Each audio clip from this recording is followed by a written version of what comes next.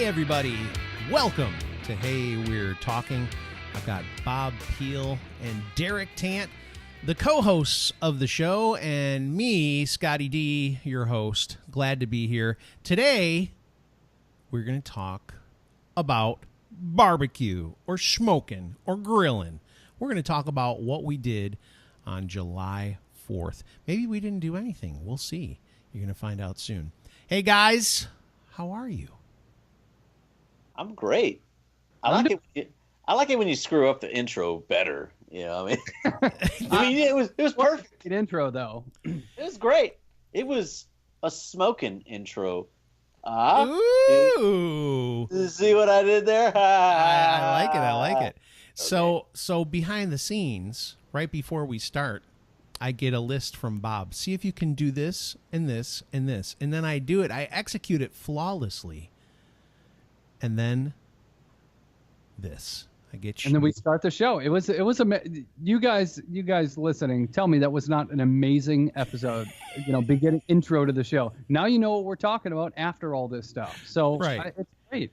But I could see it in Scott's face. He was dying on the inside a little bit, having to follow Bob's instructions. Like, no. It was No. a suggestion on my part. That's all. No. I don't mind that. Oh, also, I've been trying. I think the 2 episodes that I did last week with just Derek and I'm trying not to say dirty words. I am only bringing that up because right at a second ago I said you were giving me and I went shh, and I just said shh. I've been trying to do Christian swear words instead of regular swear words. And then maybe we won't be considered explicit on, iTunes. I almost said something right there just because, but I'm gonna use some restraint and not say it. Anyway, so one other thing I want to mention is we've just been talking about this in passing, and I just wanted to continue to kind of say to people, we really appreciate the people that listen to this show. We've got a lot of people who have faithfully listened, and we appreciate you, and we just feel like it's pretty cool that we even get to do this and have people listen to it. I mean, that's amazing. So don't ever feel like we don't care about you. And the other thing I would say is reach out to us and talk to us in the comments or send us emails or whatever. We will respond. I promise. Yeah. We're not super celebrities. I mean, we're kind of a big deal, but we're not. Derek above. is definitely a big deal. Derek's a big deal. Scott and I are just here to just go under his wing and learn from the king of YouTube. From the master. Yeah. I'm the mayor. All right, get it right, guys. He's the mayor of YouTube. I wouldn't want to be the mayor of YouTube. I will tell you, there has been a lot of stuff. Last week they had VidCon. Do you know what this is? Yeah, Casey Neistat was there too. Yeah. VidCon is hosted by Hank and John Green, who are the Vlog Brothers. You guys are probably like, I don't even know who they are, but I know who they are. Okay.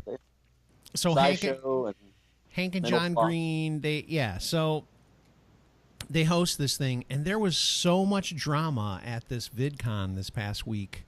Lots of crazy things that happened. There's this kid, I say kid because he's probably in his early 20s, Logan Paul. And he is like uber famous with all the 12-year-olds and 13-year-old girls. Like millions and millions of people watch this guy. I don't understand it because I'm old. But he showed up, and the first thing he did was he did a scavenger hunt.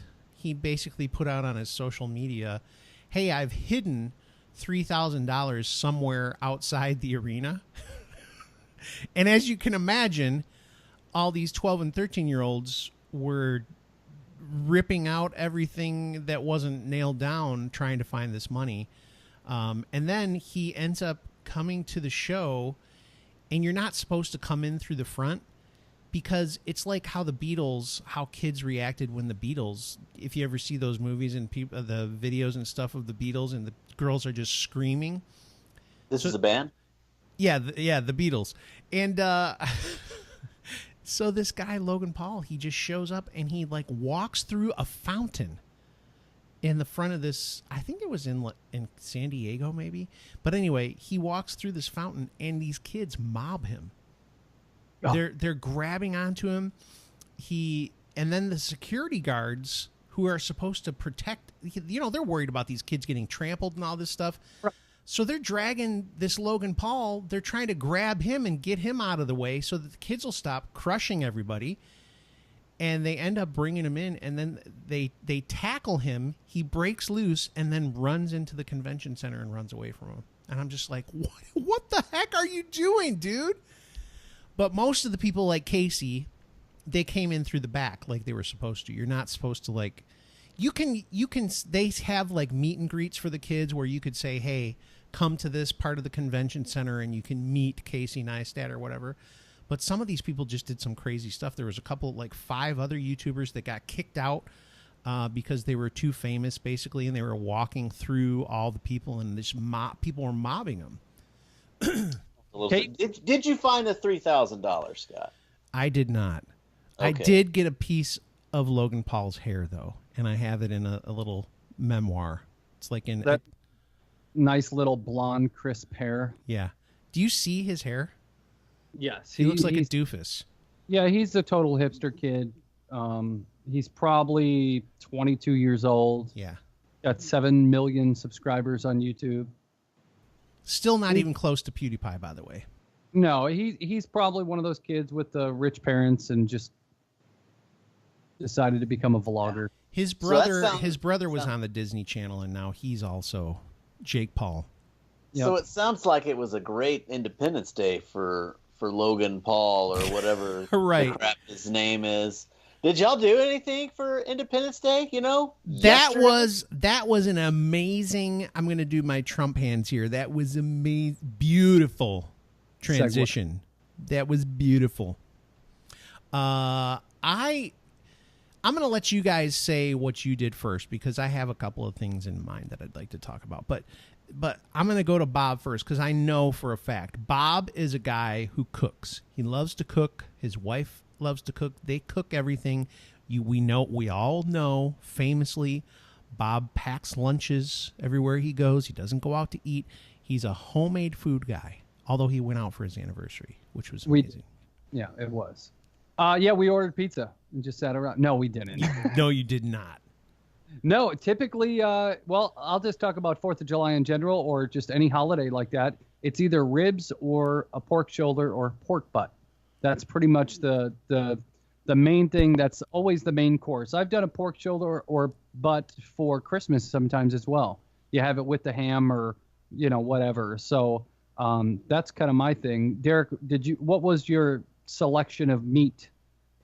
Well, your boy Derek has got to make a confession. Now, Texas is famous for barbecue, and I am quite the barbecue enjoyer myself. I don't want to say like a barbecue head or something, but I don't have a grill or a barbecue setup at the moment. I actually ordered one last week, and it is expected to arrive today. I'm getting a pellet grill that I ordered from Camp Chef. So This sounds like this could possibly be another espresso machine type system. Well, I mean, yeah. What's the name of this again? You never heard of a pellet grill? A pellet, like pellet gun, pellet? No, it's a kind of grill where they make little wood pellets made out of like oak or hickory. Yeah. Yeah. And what happens is there's this big hopper and they're fed into like a little firebox by an auger. Yeah, I'm looking at it right now. Yeah, and they create smoke. So you can smoke, just like Bob said, pork shoulders. You can smoke ribs. Or, as we love here in Texas, beef brisket. And that's going to be, whenever that thing arrives from FedEx today, that's going to be my jam. I'm going to be smoking me some brisket. Did you do a lot of research on which one you wanted? Yeah, I did. Did you get the best or did you get the middle of the road? I got one that is gonna be a good middle of the road grill. So let me ask you this, Derek. Why did you go with the pellet style grill instead of like a traditional charcoal grill or something of that nature? That's a great question, Bob. And the thing is that I am not that great at temperature control. I mean, I can build the charcoal fire, but I'm not really good at opening up the vents to control the temperature. I don't want to do that. I want good smoke, and I want it to be easy. I understand that barbecue for a lot of people is a big traditional thing. You got a lot of people who are the pit masters, the pit boss. They're like, that's the big fun. When you set up your 18-hour brisket smoke and you got to be up in the middle of the night tending the fire. I don't want to do that. I want to be able to set it and be able to walk away and actually get some sleep and have like a nice 20-hour brisket smoke, but without having to tend to it. I want the results, but without the work. He wants to set it and forget it. Like Showtime Rotisserie Grill. Hey, look. When people make their apple pie, when people make, like when bakers make pies or pizza or something like that, nobody cares. When they put it in an oven, nobody gets onto them for not monitoring the temperature of the oven. They just turn it to the temperature they want, and they put the pie in, and then wait and pull it out. It's all about the preparation of the food, and so that's what I want to be able to focus on: prepping the brisket, trimming it, applying the rub, and all that stuff. I don't want to have to also tend to, maintaining temperature, maintaining smoke. No, that's to me that's part of the experience. That all of that stuff. So I've got two ways I can smoke something. I can smoke something with charcoal, or I can smoke something with propane. I like the charcoal better, but it does take more time, more attention.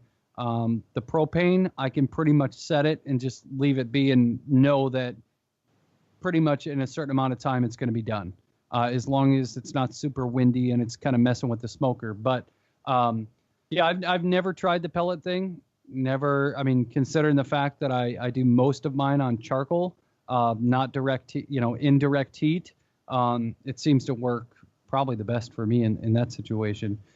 So a brisket, pork shoulder, ribs, whatever. Do you have a certain type of wood that you like the most? Back when I did a lot of grilling, like when I was a teenager and in my 20s when I was out at my parents', we did do a lot of grilling. We did a lot of smoking on like a nice big drum smoker. Hickory and mesquite have been some of my favorite woods, but I'm willing to try apple and cherry and all the rest. I'm willing to explore. Yeah, I've never tried cherry, but apple I absolutely love to do. I've taken and like pork shoulders or pork butts, I'll just say pork, and I've put it in a brine, a salt brine, apple juice as well, and then you actually go and smoke it with apple wood. And then my smoker, I leave a tray in there. You've got your drip tray that catches all the drippings, and then I've got another tray that I actually leave the apple juice in there. That way, as it evaporates, it's coating the pork with the apple juice as well. So yeah, I mean that's one of my favorite things to do is to be able to smoke stuff. Scott, I know you bought a smoker. I smoked something at your house, which I personally did not like the results, but it was new to your smoker. Have you done a lot of stuff with your smoker? I haven't done enough. No, that's the thing I was going to say. So here's the thing, just like Derek was saying, the preparation of it is what really matters. The heat does too. The thing that I ran into problems. So I have an electric smoker. So what it is it looks like a little mini fridge, and it's got a little side thing where you put the wood chips in. It heats them up and makes them smoke, obviously. But yeah, I bought that actually because Bob was coming to visit, and we were going to smoke some stuff, and so I was like, oh, I'll just buy a smoker and we can smoke something. It wasn't great. I think I got to learn. it's got to have a lot more. What do I want to say? It needs more juices. It needs to be able to be more moist because everything that I made in there, it comes out feeling a little dry. And on top of that, the little probes that I've bought, I can never get the internal temperature up to what they say it needs to get up to for it to be edible. And so then I crank up the heat to try and, cook it more, and then I end up drying it out. And it's not as good as it should be. The taste is not bad, but it's the actual trying to get it to the temperature is where I've had the most problems. Yeah, an electric smoker, that's the first time I've ever smoked on one, so I didn't really know what I was doing with that. If it was traditional charcoal or even propane, I definitely could have done it different. But one of the biggest things, like you guys said, is preparation. And then one of the things you have to do after it's done cooking and it's gotten up to that temperature that you want, make sure to allow it to rest. Wrap it, take whatever it is, ribs, pork, beef brisket, corned beef, whatever, wrap it in aluminum foil and let it sit for a minimum of a half hour. You could probably let it sit for an hour and it'll still be warm when you, like the pulled pork, when you pull it, it's still going to be warm. That's the one thing that people don't do that is super, super important, because it basically, its heat continues to cook it just a little bit more. And when you open up the foil, all that juice is going to be there. And with a pork shoulder or a pork butt, I always get them with the bone in. So you literally, can just use 2 forks and just peel it away from the bone and pull the bone out. Ribs are a little bit different. You do have to let them rest, but one key thing to ribs is it's not supposed to fall off the bone. A lot of people get ribs and they're like, wow, look at this. It's falling right off the bone. Well, that means it's overcooked then. Mm-hmm. You're actually supposed to still be able to, if some of it falls off, that's fine, but you're still supposed to be able to take a rib, a pork rib, and still bite it off of the bone. That's how it should properly, show you that it's properly cooked. See, Pitmaster Bob. I grew up doing burgers and hot dogs or steak at our house when we were young. That's all we did. My dad didn't smoke anything. My dad just grilled. And I hate to do this to you, Dad, but he still likes it this way. He would burn everything to a crisp. Like, everything was super well done. My whole entire life growing up was nothing but really well done food. And then my buddy Bill, who also he makes some of the best pork butt, ribs. He's really good at smoking it. He doesn't think he's that great. He always like, oh, I could have done this better. But it's so good. It's always good. When I came to visit him one time a long time ago, we were having steak. And he was like, how do you want yours cooked? I usually cook them medium. And I was like, oh, gosh, I want it well done. And he was like, are you an idiot? And I go, what do you mean? He's like, dude, do not cook things like that. I'm making you the way I'm gonna make it the way I make mine. And so I cut into it, and there's all this red, and I'm like, oh gosh, not blood red, but pretty pink. Yeah, pink red for me. And so pink. I was like, in this like pink. And it almost looked like it was bleeding when I was cutting into it and stuff. And I was just like, oh gosh. And he was like, now taste it. And then I tasted it, and I was like, oh, it actually tastes like something. So right, exactly. It doesn't taste like my dad's old leather belt. So my dad is like a total well-doner. And my brother, once he moved out of the house and everything and started grilling on his own, he would come, and when we would have these little Sunday get-togethers at Mom and Dad's house, and he'd make steak, my brother was like, no, I'm making the steak. And he would make them medium well, or whatever. And my dad would be like, cook mine longer. So, yeah. Yeah, I can't stand that. It's like, do you realize you're taking all the moisture and out of all the flavor is just cooking right out of it? Some other friends of ours, they have to he has to burn everything because his wife can't see any color. She's like, no, put that back on the grill. And we're always like, oh. So, yeah. There's a lot of people that like stuff really, really cooked because and I don't know where I got it from. It had to be from my parents, but a lot of people are just like, if you can see a color in the meat, that means it's not done. Because think about it. If you're making chicken and it's pink inside, you're going to get salmonella, right? Right. And pork even, I think you have to get it to a certain temperature. Yep. The only reason there's color on a lot of pork when you see it is because of the smoke ring. That's when it's good.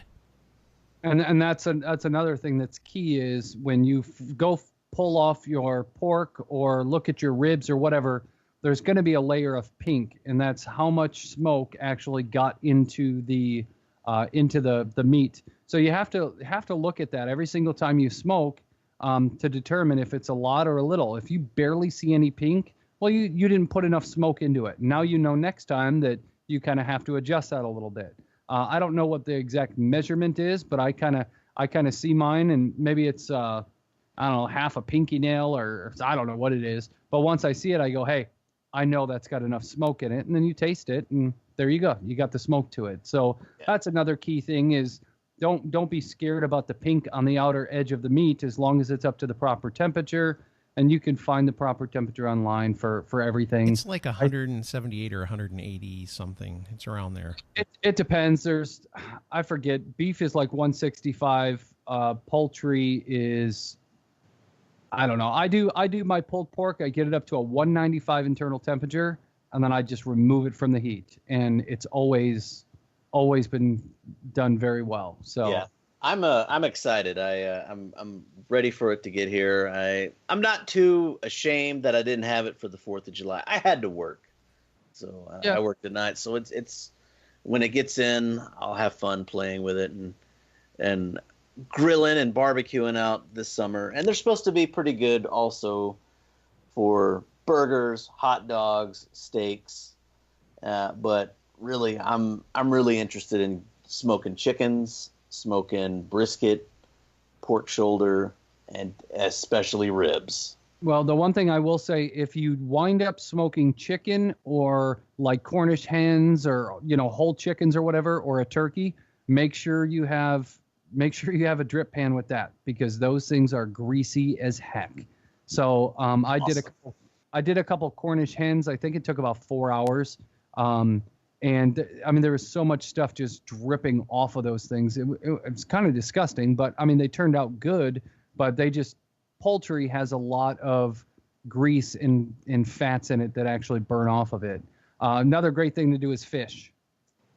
Smoked salmon is phenomenal. I have not perfected that at all. Corned beef is awesome to be able to do. Wait until a couple weeks after, or probably 2 weeks, the week after, 2 weeks after St. Patrick's Day, and then buy your corned beef for like 99 cents a pound and throw a couple of them in the freezer and just smoke them. The smoked corned beef becomes pastrami if it's done right, and it's awesome. Corned beef is not a thing in Texas, but it's not. Wow. So sausage, German sausage also. That's what I want to get into. Sorry, Scott. Go. No, it's okay. I was just going to tell you that the National Pork Board recommends cooking pork chops, roasts, and tenderloin to an internal temperature between 145 and 160, and followed by 3 minutes of rest. So since large cuts, blah, blah, blah, blah, blah. So ultimately it says you want it around 150 degrees Fahrenheit. For what? For pork. No, not with the pork shoulder. Okay. I would not. 140. Hey, I'm going to write a letter to the pork board, and I'm going to let them know Bob says you are wrong. Next time I've got a pork loin sitting in the freezer right now. I will do that to 140 and see what happens. No, I said between 140 and 160. Okay, I'll go to 150. If you're with the pork board and you'd like to sponsor Hey We're Talking, please give us a... If you want to correct any information that I've said on the program, or tell Bob like that he is correct, let us know. Or submit some pork shoulders or pork chops or pork tenderloins for smoking and temperature experimentation on our respective smokers and grills. Oh, we'd be happy to review those for you, pork board. Send me some thick cut bacon. That's what I want. That'd be good to smoke bacon. I think. Yes. I think. You wonder what it would do. Do you think it would be good? Yes, I've read a lot about pellet grills and smoking bacon is a divine. Do you just set it on the rack and let all the drippings come off of it, or do you put it in something? I don't know. Come on, Derek. You're supposed to know everything. See, looking at just Googling the internal temperature of pulled pork, everyone says between 195 and 225. Okay. So that's what I go with. I don't go, like I said, I bring mine up to 195. Maybe they're talking about like pork chops or something like that. They were. That's what I said right at the beginning. Yeah. I listed all the things. Huge chunks of meat. You definitely want to get your temperature higher with those. But that's something that I love to do. Whenever I smoke something, my family gets all excited just because they know it's going to wind up being a really tasty meal. So I'm done talking now because Scott's given me the wrap it up. It's been a very informative show. But fun. So guys, listeners, we do, as we've said before, we do appreciate everybody who takes the time, who gives to us their time. We appreciate that.